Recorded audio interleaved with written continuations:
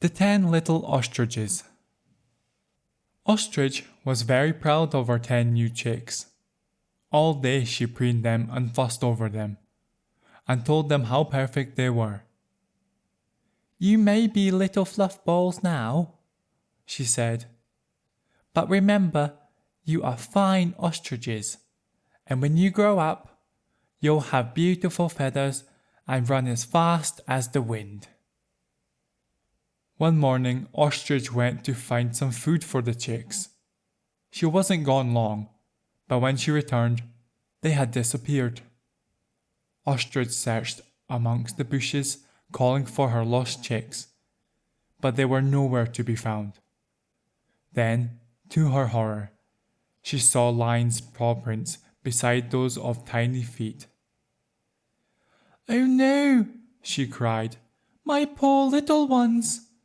Ostrich followed the tracks to the lion's den. There, she saw her 10 chicks nestled in the lion's arms.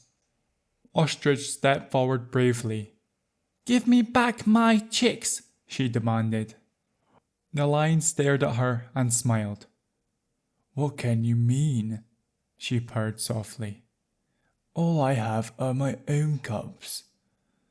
And she nestled the 10 fluffy chicks with her whiskery nose. Ostrich was amazed at Lion's words.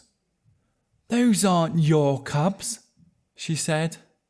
"They're mine, and they're ostriches."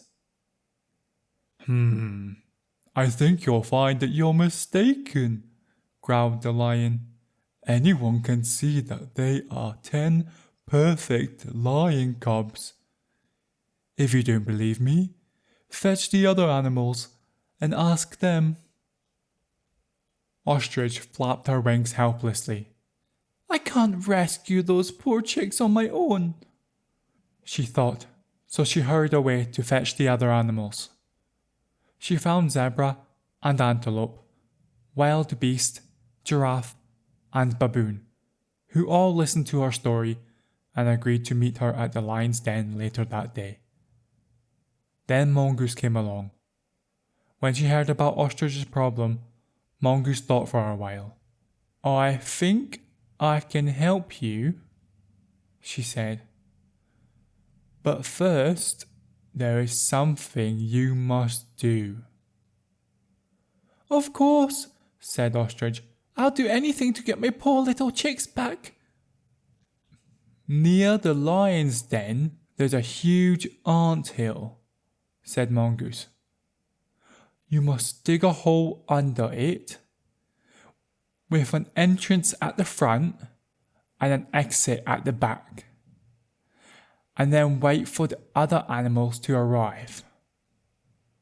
Ostrich found this anthill and did exactly as Mongoose instructed. The other animals soon arrived and stood there before Lion's den. "There," said Ostrich, "look at those beautiful little chicks, and their beaks and their long necks.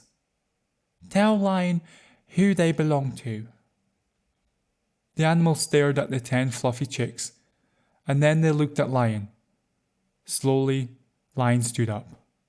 She stretched her claws and yawned, baring her sharp white teeth. Zebra shuffled in his hooves uneasily.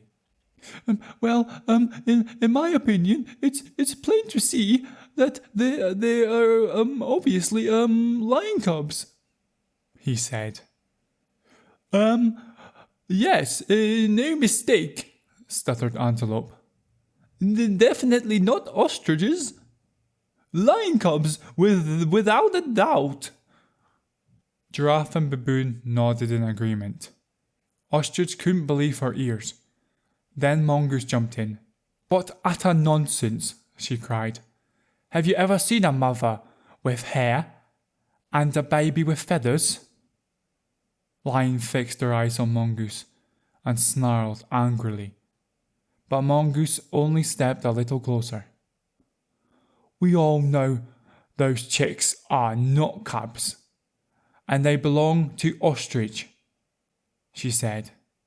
"Lion is a thief. With that, Mongoose spun around and scooted towards the anthill. Lion roared with a fury and leapt after her, but Mongoose dived into the hole Ostrich had made just in time. At once, Ostrich rushed into the den and gathered up her 10 little chicks. However, Lion didn't twitch a whisker. She stood looking into the anthill and didn't notice Mongoose running straight out of the back exit. Quietly, all of the animals crept away. Ostrich led her 10 chicks home, and they never tired of hearing the story of the day when Lion was left staring into an empty hole. The end.